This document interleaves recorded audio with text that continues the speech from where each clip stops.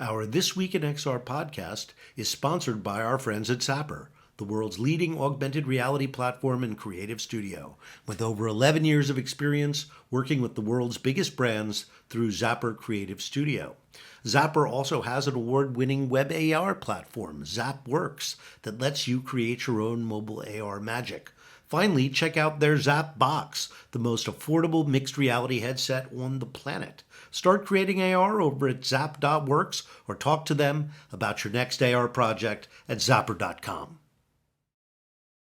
Good morning, everybody. I'm Charlie Fink with Ted Shilowitz, Roni Abovitz. It's This Week in XR. Today is Friday, May 5th, 2023. Ted is with us live and on video. Yeah. We green roomed all the details about the health and the poking. Apparently you get a lot of poking after you get cracked open. Yeah. Well, I'm a UCLA patient, right? Because I'm in Southern California. And at this point, I might as well just sign up for ad hoc classes because I am at UCLA more than I ever thought I'd be in my entire life. But recovery is going well. I appreciate all the well wishes and all the people that have been thinking about me, and the human side of this is really, really lovely and caring, and I am recovering. I will not say that this is an easy road. I do not recommend that anybody choose this on their own. But I feel very, very positive. The care I've been given and the support I've had across my company and all my friends and colleagues has been amazing. The two of you have been incredible with the love and the care, and it has been really, really well. It was an honor to do it for you, Ted. I know you would do it for me. So it's great to have this show together and your efforts to be on the show. To only miss one show because of open heart surgery. It's unbelievable. Really are touching. Right. I have to say, oddly, wow, this guy's committed. And you don't forget, you did one of the shows from the hospital. I did two from the hospital, but one actually from ICU, which was unbelievable because I was just on my phone, and of course I couldn't share video because there were people coming in and out of the room. But literally during the podcast, they did an X-ray, a CT scan, a blood draw, and one other test. Fairly invasive stuff. And the nurses and the practitioners would come in and they're like, Are you doing something right now? I'm like, yeah, it's fine. I'll just go on mute. And I think that's like SEAL Team 6 of awesome. Right? Like no one, that's like full on. The level of comedy, if you could see what was going on visually as I was talking to you guys about what was going on with XR and AI and crazy friends at Microsoft and Google, and it was just there's a movie here. There's a movie script. Absolutely. So there was no XR news this week. Isn't that weird? I mean, there really was no XR news this week. I mean, there was Qualcomm earnings, I guess. That's XR news. They sucked. And that's it. That's it for the XR news. But wait, I did catch one. There was a little, I totally blanked. There was this, hang on. There's this XR system called Cognition. This is the one news thing I caught. I should have brought up earlier. A company called Cognition got FDA breakthrough device designation. I'm going to send it to you right now.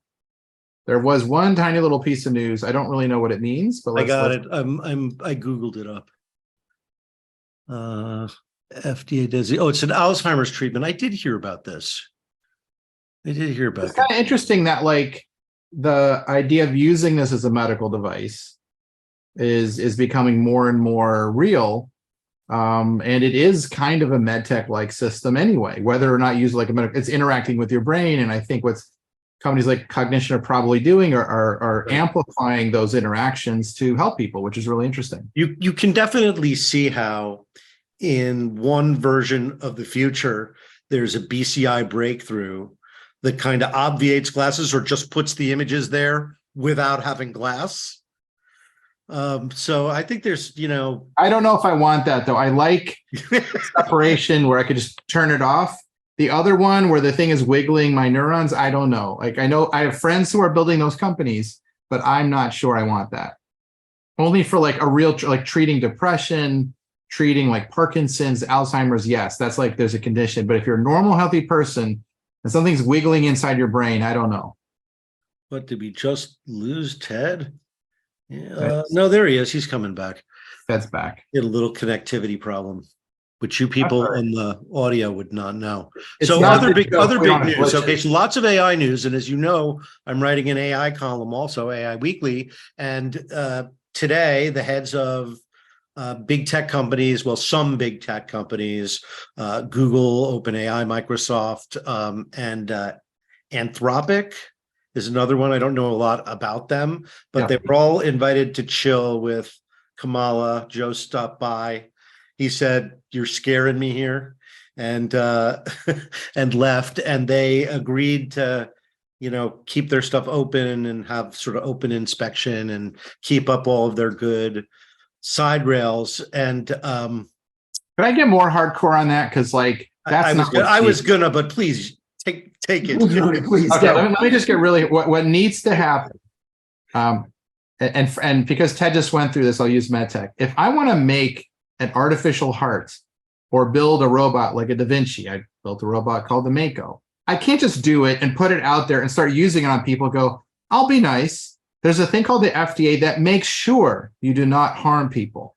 There are serious consequences for causing harm. You have to go through risk and hazard analysis. And by the way, we know how to do this. The government knows how to regulate aviation, automotive, medtech, nuclear. Why are we giving AI what I call the tobacco exemption? Tobacco can do whatever, it kills people, but it's not regulated in the same way that like medtechs are, right? You have to be so careful that your medtech device doesn't hurt anybody, but tobacco gets to do. Why is AI allowed to escape this process that actually keeps us safe? I'm all in favor of AI. I think it's amazing as long as we make sure we keep people safe and it's people centric. Why is the government they had that meeting with the president? Why didn't he step in and say, this is what we need to do? We got to create something like the FAA is for aviation to regulate it and make sure it doesn't get out of control. So the FAA of AI is going to go into GitHub and say, "Oh no, you can't give this to people." That's not what they do. They mostly do. You mostly do risk analysis. You mostly do a hazard analysis. You have to self-police, and the industry comes together. They create standards. And by the way, we already know how to do complex systems like airplanes, like surgical robots, like complex cars. So we could adopt those things to frame how you build. I had AI in my robot, so AI is already regulated in other. Well, right, but you could have AI on your PC right now, and if you're Ron DeSantis, you've got it made. You can't be regulated. You're no longer on the internet. That's my concern. Is the genie out of the bottle already? And Rony, let's call this out in reverse over the last, let's call it 15 years, when without calling out one or two specific social media enterprises that have become monster profit agents or search engines that have become monster profit agents. Where was the FAA through all those cycles when those companies became lie and propaganda machines? And these companies are not truthful, and they allow untruthful statements to be permeated through their networks for profit. And to me, that is at least as dangerous, if not more dangerous, than getting into a tin can at 30,000 feet, when at least you've got pilots that themselves don't want to lose their lives, so they're going to take good care, right? Unless you have a tragic error. Social media companies and the large search engines, I believe, are the worst offenders of self-regulation and self-monitoring of truthfulness. And now we've exponentially allowed, and with what happened with OpenAI and Microsoft investment, and I'm a fan of many things about Microsoft, and they do a lot of things, a lot of good for a lot of people in a lot of ways. And even our friends at Facebook, now Meta, as Charlie and I talk about all the time, have done tremendous things for those that are interested and enthusiastic about the future of virtual reality, right? But at the same time, they profiteer greatly on lies and propaganda. And when the government tries to get involved, it's almost this comical, idiotic, putting they're so behind the curve on it that the senders that basically don't even know how to use their iPhone. Well, here's a big bellwether: the Robert Oppenheimer of AI, Jeffrey Hinton, leaves Google.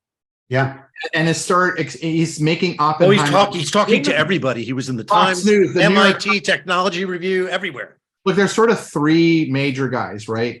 One's Jan LeCun at Facebook, Jeff Hinton, and then Yoshua Bengio in Canada. Mm-hmm. Bengio is I think on the side of hey, this is scary.